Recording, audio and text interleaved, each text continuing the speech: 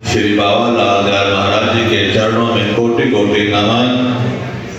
परम पूजनीय रत्नीय वंदनीय प्रातः स्मरणीय 1008 महामंडलेश्वर वैष्णव मंडल के प्रधान सदगुरु महंत श्री रमेश दास महाराज जी के चरणों में प्रणाम।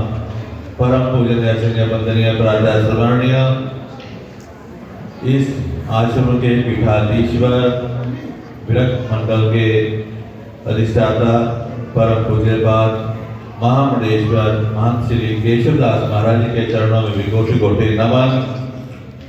भागवताचार्य जी से बहुत मधुर वाणी में और बहुत प्रेम से जो प्रसंग सुन रहे हैं उनके भी चरणों में मैं प्रणाम करता हूँ और मंच पर विराजमान सब चरणों में कोटि कोटि नमन।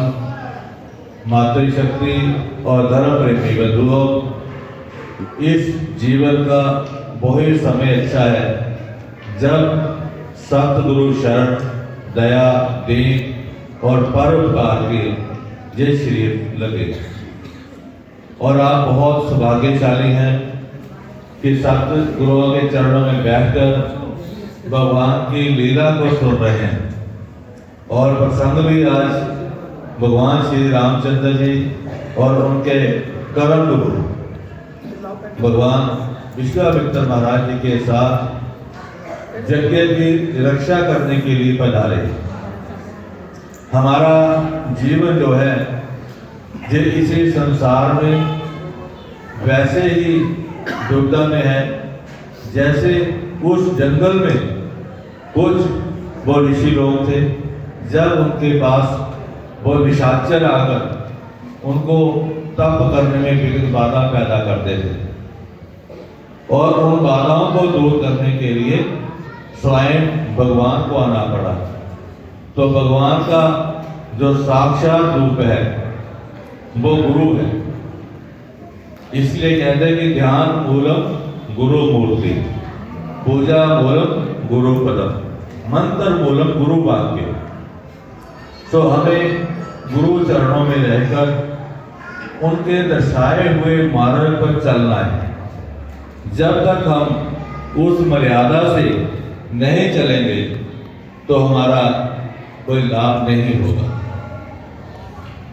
और इसीलिए गुरु मंत्र की महिमा है कि गुरु मंत्र जो है वो ऐसा जाप होना चाहिए कि परमात्मा किसी आकार में नहीं है, वो निराकार है।